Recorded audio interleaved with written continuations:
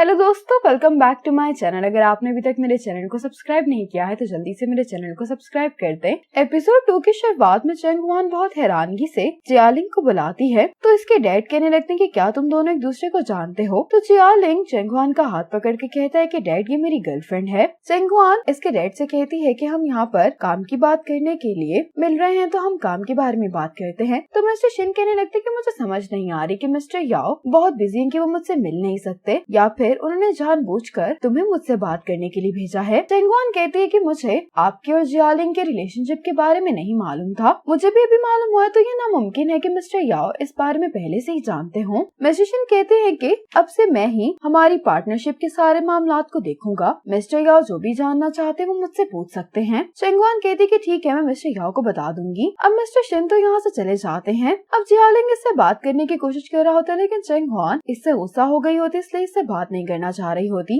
जियालिंग कहता है कि इतनी कोई बड़ी बात नहीं, मेरे डैड एक छोटी सी कंपनी ही तो चलाते हैं। चंगवान कहती है कि हम दोनों को एक साथ कितने साल हो गए हैं। तो जियालिंग कहते हैं कि कल ही तो हमारी 3री एनिवर्सरी थी। अब यहाँ पर कोई आ रहा होता है जो कि इन दोनों की बातें सुनने लगता है। चंगवान इस पर गुस्सा कर रही होती है कि इन 3 सालों में तुमने अपने पेरेंट्स और अपने बारे में मुझसे झूठ बोले हैं। इससे कहने लगती है कि तुम्हें शंघाई के खाने की आदत नहीं थी इसलिए मैंने वो खाना सीखा जो तुम्हारे होम टाउन में खाया जाता है। तुमने कहा कि तुम्हारी कंपनी तुम्हें फायर करने वाली है तो मैंने तुम्हारे लिए प्लान्स बनाए ताकि तुम्हें तुम्हारी कंपनी काम से नहीं निकाले। मैंने तुम्हारी वजह से बहुत सफर किया है लेकिन तुम अब मुझे ये बता रहे हो कि तुम एक अमीर माँ बाप के बेटे और तुम्हें मेहनत करने की बिल्कुल भी कोई जरूरत नहीं है। चंगवान कहते कि क्या मुझे बेवकूफ बनाकर तुम्हें खुशी मिलती है। जियालिंग कहता है कि तुम मुझे सबके लिए माफ कर दो। शुरुआत में मैंने तुमसे ये सब छुपाया था लेकिन बाद में मुझे रियलाइज हो गया कि मैंने बहुत बड़ी गलती कर दी है और मैं मौके की तलाश में था कि मैं तुम्हें ये सब बता दूं लेकिन मुझे डर था कि तुम बहुत गुस्सा हो जाओगी। चंगवान कहते कि अब से मैं तुम्हारी किसी भी बात का यकीन नहीं करूंगी। जियालिंग कहते कि मैं जो भी कह रहा हूँ वो सच है, मैं तुमसे वाकई में बहुत प्यार करता हूँ। जियालिंग कहते कि अभी तुम काम पर जाओ, रात को मैं तुम्हारे घर पर आकर तुम्हें सब कुछ सही से समझा दूंगा। तो चंगवान कहती है कि रात को घर आने की कोई जरूरत नहीं है क्योंकि अब मैं तुम्हें देखना ही नहीं चाहती। ये कहकर चंगवान यहाँ से चली जाती है और जिमिंग के सेक्रेटरी ने इन दोनों की सारी स्टोरी आकर जिमिंग को बता दी होती है। जिमिंग कहते कि इन सब बातों से हमारा कोई लेना देना नहीं है, जब तक वो जियालिंग के साथ रिलेशनशिप में है तो वो हमारे लिए यूजफुल है। अब जिमिंग चंगवान को अपने ऑफिस में बुलाता है। चंगवान जिमिंग से कहती है कि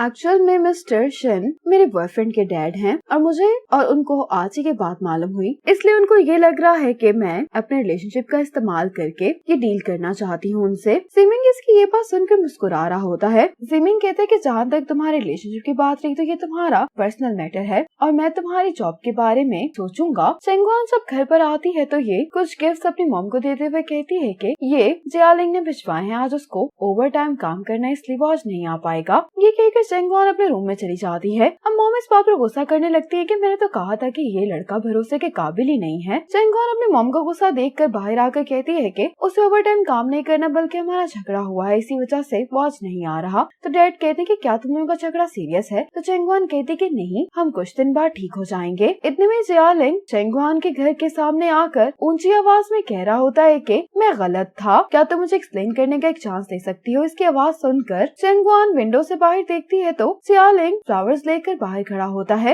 यहीं पे खड़ा होकर ऊंची आवाज में कहने लगता है कि मैं तुम्हें सच बताता हूँ, मेरी फैमिली होम फर्निशिंग कंपनी चलाती है। मैं एक विला में रहता हूँ और मेरी इस शहर में 4 प्रॉपर्टीज हैं। अब इनके नेबर्स भी जियालिंग की सारी बातें सुन रहे होते हैं। चंगवान चिल्लाते हुए कहती है कि तुम चुप कर जाओ। चंगवान की मॉम गुस्से में इसके पास नीचे जा रही होती है कि ये सब हमसे झूठ बोल रहा है। तो चंगवान अपनी मॉम से कहती है कि इसने अभी जो कुछ भी कहा है वो सच है। अब इसके अमीर होने वाली बात सुनकर तो इसकी मॉम को बहुत खुशी होती है। चंगवान अब गुस्से में इसके पास जा रही होती है कि इसने 3 साल मुझसे झूठ बोला है। तो इसकी मॉम इसको रोकती है और कहने लगती है कि मुझे लगता है कि उसने किसी कारण कि तुमसे झूठ बोला है और देखो वो तुमसे अब माफी मांग रहा है तो तुम्हें उसे माफ कर देना चाहिए। चंगवान को तो अपनी मॉम पर यकीन नहीं आ रहा होता। चंगवान का गुस्सा ठंडा नहीं हो रहा हो तो ये कही जा रही होती है कि ये 3 साल मेरे सामने गरीब बनने की एक्टिंग करता रहा है और इसके पेरेंट्स इसको समझाने की कोशिश कर रहे होते हैं। अब चंगवान की मॉम जियालिंग को ऊपर बुला लेती हैं लेकिन चंगवान गुस्से में अपने रूम में चली जाती है। अब चंगवान का भाई यहाँ पर जाओ आ जाता है जो कि यहाँ पर बाकी सब लोगों को अपने घर जाने के लिए कहता है। जियालिंग कहते हैं कि प्लीज अपनी बहन को मनाने में मेरी मदद करो। जाओ कहते हैं कि मेरी बहन गुस्सा नहीं करती, अगर वो तुमसे नाराज है तो तुमने जरूर कुछ न कुछ तो गलत किया ही होगा। जियालिंग ऐसे ही ऊंची आवाज में से माफी मांग रहा होता होता है। चेंगवान अपने भाई को कॉल करके कहती है कि तुम ऊपर आ जाओ और इसको ऐसे ही छोड़ दो। अब जाओ भी यहाँ से चला जाता है।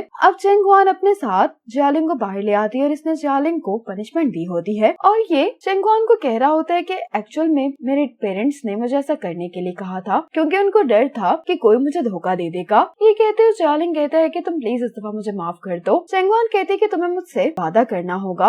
ये जियालिंग से कहती है कि तुम्हारी फैमिली अमीर है लेकिन तुम मुझसे वादा करो कि हम दोनों मिलकर मेहनत से पैसे कमाएंगे और अपनी फैमिलीज पर डिपेंडेंट नहीं होंगे। जियालिंग कहता है कि ठीक है। चेंगवान कहती है कि और दूसरा ये कि तुम फ्यूचर में मुझसे किसी बात के बारे में भी झूठ नहीं बोलोगे। जियालिंग कहते हैं कि मैं तुमसे वादा करता हूँ कि मैं दोबारा तुमसे झूठ नहीं बोलूंगा। अब जियालिंग चेंगवान के पास आकर बैठ जाता है और चेंगवान का गुस्सा भी अब ठंडा हो गया होता है। चेंगवान को जिमिंग की कॉल आती है जो कि चेंगवान को बताता है कि तुम कल से काम पर आ सकती हो लेकिन तुमने चूंकि कुछ गलतियां की इसलिए तुम्हारा बोनस काटा जाएगा। चेंगवान ये सुनकर बहुत खुश हो जाती है, कहती कि मुझे कोई मसला नहीं है। अब जैसे ही जियालिंग को पता चलता है कि इसकी जॉब नहीं गई तो ये भी चेंगवान के लिए बहुत खुश होता है। इसके बाद चेंगवान के डैड इसको और जाओ को आइसक्रीम खिलाने के लिए लेकर आते हैं। डैड पूछते हैं कि क्या अब तुम दोनों का झगड़ा खत्म हो गया है। तो चेंगवान कहती है कि जियालिंग ने मुझसे वादा किया है कि वो आइंदा मुझसे झूठ नहीं बोलेगा और वैसे भी इस झूठ के अलावा जियालिंग बहुत अच्छा है, वो वाकई में मुझसे बहुत प्यार करता है। डैड कहते हैं कि अगर ऐसी बात है तो मुझे सुनकर अच्छा लग रहा है। इतने में मॉम की कॉल भी आ जाती है जो कि पूछने लगती है कि क्या जियालिंग और चेंगवान का झगड़ा खत्म हो गया। तो डैड कहते हैं कि हाँ तुम फिक्र नहीं करो, उनका झगड़ा खत्म हो गया है। आज सिमिंग ने सबको मीटिंग के लिए बुलाया होता है। सिमिंग कहते हैं कि वेडिंग सीजन शुरू हो रहा है इसीलिए सब लोग अपना प्रपोजल लेकर आएंगे और इस प्रपोजल के लिए आपके पास 1 हफ्ते का वक्त होगा। मैं फिर सभी होटल के डिपार्टमेंट से हर प्रपोजल पर वोटिंग करवाऊंगा। सिमिंग कहता है कि जो भी विनर होगा उसको स्पेशल बोनस दिया जाएगा और वो एग्जीक्यूटिव स्वीट में 2 नाइट स्टे भी कर सकता है। तो चेंगवान के कोलीग्स घर जा रहे होते हैं तो ये चेंगवान से कहते हैं कि क्या तुम आज घर नहीं जाओगी। तो चेंगवान कहती है कि मेरी जॉब अभी जाते जाते बची है तो मुझे और ज्यादा मेहनत करनी है। ये जब अपने लिए कॉफी लेने के लिए उठती है तो देखती है कि सिमिंग भी अभी तक काम कर रहा है। अब चेंगवान को काम करते हुए काफी देर हो गई होती है। इसको जियालिंग का मैसेज आता है कि मैं पिछले 2 घंटों से तुम्हारा इंतजार कर रहा हूँ, क्या तुम अभी भी काम कर रही हो। इसका मैसेज देखने के बाद चेंगवान अपना काम बंद कर देती है। जियालिंग चेंगवान के लिए सूप लेकर आया होता है। चेंगवान ये सूप पीने लगती है तो जियालिंग कहते हैं कि क्या तुम्हारी मॉम अभी भी मुझसे नफरत करती हैं। चेंगवान कहती है कि मेरी मॉम सिर्फ मेरा अच्छा चाहती है इसीलिए तुम मेरी मॉम को इस तरह से जज मत करो, वो बहुत नाइस है। जियालिंग कहते हैं कि मैं भला उनको क्यों जज करूंगा, मैं जानता हूँ कि अगर मुझे तुम्हारा एक अच्छा बॉयफ्रेंड बनना है तो मुझे तुम्हारी फैमिली को भी उतनी अच्छे से ट्रीट करना होगा। चेंगवान कहती लेकिन तुम भी बहुत इम्पोर्टेंट हो। जियालिंग चेंगवान को किस करने ही वाला होता है कि चेंगवान इसको रोकती है क्योंकि इसको कॉल आ रही होती है। चेंगवान को इसकी मॉम की कॉल आई होती है जो कि कह रही होती है कि तुम्हें आने में बहुत देर हो गई है। इसकी मॉम की आवाज सुनकर जियालिंग चेंगवान की मॉम को हाई बोलता है। जियालिंग की आवाज सुनते ही चेंगवान की मॉम की टोन ही बदल जाती है। जियालिंग पूछता है कि क्या मैं इस वीकेंड आपके घर डिनर करने के लिए आ सकता हूँ। तो मॉम कहती है कि हाँ बिल्कुल, तुम्हारा जब दिल चाहे तुम घर पर आ सकते हो।